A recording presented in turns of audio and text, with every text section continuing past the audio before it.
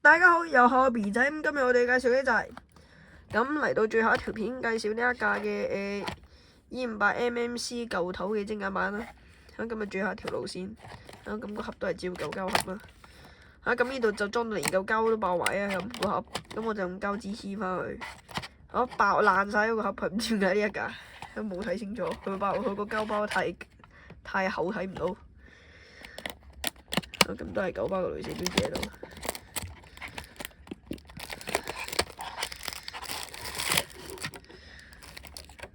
咁最後一架就黐咗呢一個268B， 係啊，268B，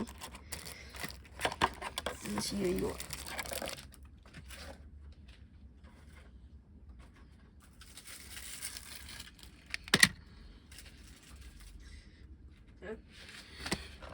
呢個車都係順，但係佢應該有一個轆係咩嘢，彎咗條嘅。要拱下咁嘅先，跳下咁。裝得唔係幾好應該。咁今次有個路線咧就係、打斜睇268B 去朗屏站啦。咁照舊冇車牌。睇下咁呢邊對先，車尾都要。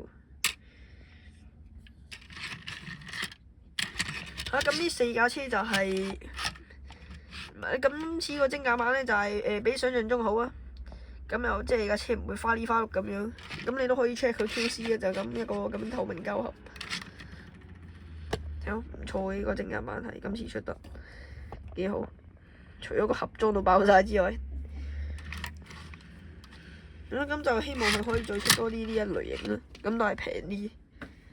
咁就攞翻之前嗰4架出嚟啦。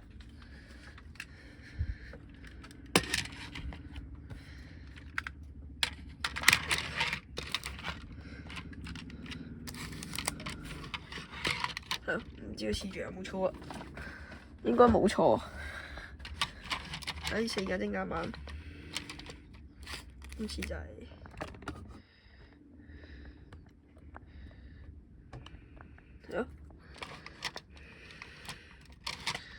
一定咁樣。4架邊俾大家睇下，打斜。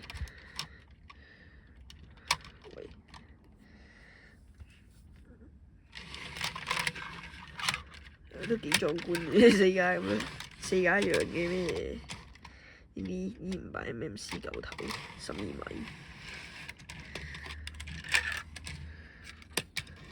咁今次嘅精簡版268B 嘅介紹就嚟到呢度啦。中意條片記得唔該 like 同埋 subscribe 我哋，多謝大家收睇，拜拜。